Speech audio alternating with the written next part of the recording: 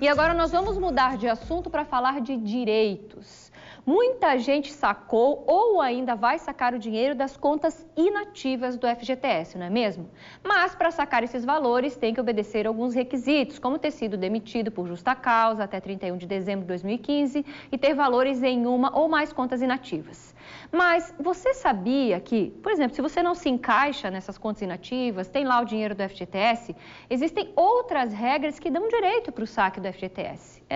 E para a gente falar sobre esse assunto, nós recebemos Jefferson Carlos Ponquiroli, que é advogado. Boa tarde, doutor Jefferson. Boa tarde, Cristina. Obrigada por estar conosco novamente. Agradeço o convite. Nós já falamos aqui no programa dessas contas inativas do FGTS, ou seja, quem tem direito já deve estar por dentro, porque já estão sacando. Sim. Mas existem outras formas de sacar o valor do FGTS, né? Isso, há outras possibilidades, né? Onde o trabalhador vai se encaixar com algum daqueles requisitos ali que a Caixa apresenta. O que seriam esses principais? São muitos requisitos? Dá para a gente listar todos? Nós podemos falar em relação ao contrato de trabalho, né? Quando é demitido sem justa causa.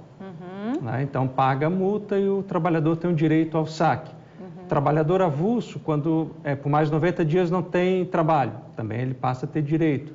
Encerramento do contrato por prazo determinado. Acabou aquele contrato, ele passa a ter direito ao saque do FGTS. A extinção da empresa, por exemplo, a empresa fechou ou fechou a filial onde esse trabalhador estava prestando serviços, ele também tem direito ao saque do FGTS.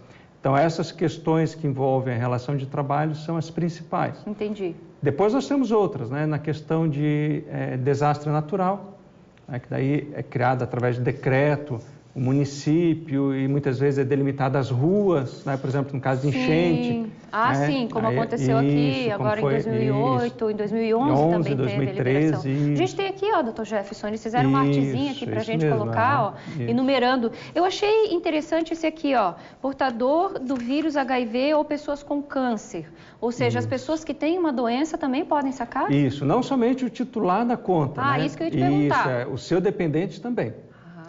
Portadores de HIV e dependentes, aqueles que estão com câncer e aqueles que estão em estado terminal em decorrência de doença grave, né? Tanto titular quanto dependente. Aí eles também adquirem o direito de saque do FGTS. Aquisição de moradia própria, liquidação ou amortização de financiamento habitacional. Isso. Não é só quando eu vou comprar um apartamento ou uma casa que eu posso usar? Não, ela pode também usar depois ou para liquidar ou para amortizar o saldo devedor. Como? Isso. Eu procuro a Caixa? Sim, procura a Caixa, procura o banco financiador para fazer essa operação de crédito.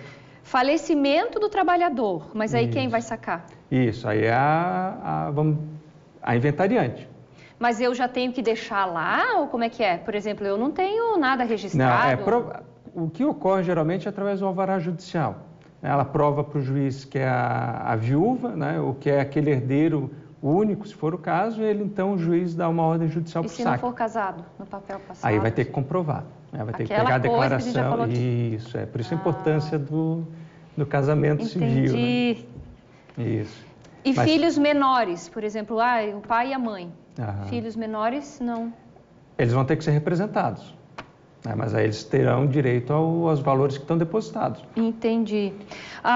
Você falou uma coisa interessante antes, quando a gente estava conversando, sobre consórcio, alguma coisa assim. Isso, da mesma forma que o trabalhador pode usar esse dinheiro do fundo de garantia para liquidar, amortizar o saldo devedor do financiamento imobiliário, ele pode também para amortizar o saldo do consórcio ou liquidar o consórcio imobiliário dele. Mas isso em qualquer caso? Em qualquer caso, desde que seja um consórcio imobiliário.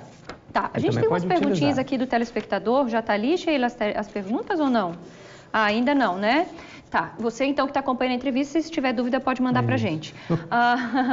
Com relação aquilo que a gente falava do FGTS, de retirar se a pessoa foi demitida, mas a empresa não depositou. O que fazer? E são muitos casos, a gente acha que não, mas você acha que está sendo depositado todo mês, foi demitido e chega lá, não tem nada aqui. E aí? Ele terá que buscar, através de uma ação judicial, uma ação trabalhista, né, a obrigação da empresa efetuar o depósito.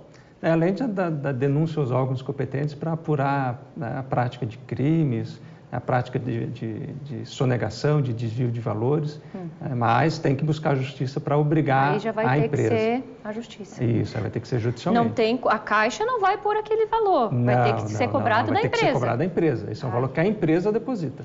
A telespectadora Carla está mandando aqui para a gente, acabaram de me passar a pergunta. O esposo dela faleceu e a Caixa deixou para os filhos menores, isso em espólio. Isso pode acontecer? Pode. Por que não para ela? Cada caso é um caso, como nós falamos, né? Pode ser que seja uma união estável, que não tenha sido comprovado devidamente, mas aí o ideal é que ela, né, busque, se ela se sentiu de alguma forma prejudicada nessa forma. Se ela estiver precisando do dinheiro, ela pode entrar na justiça. Pode entrar na justiça e pedir para reaver esses valores. Para liberar esses valores. Ela como esposa, ou seja, com 2 filhos e tudo mais, teria condições teria esse direito.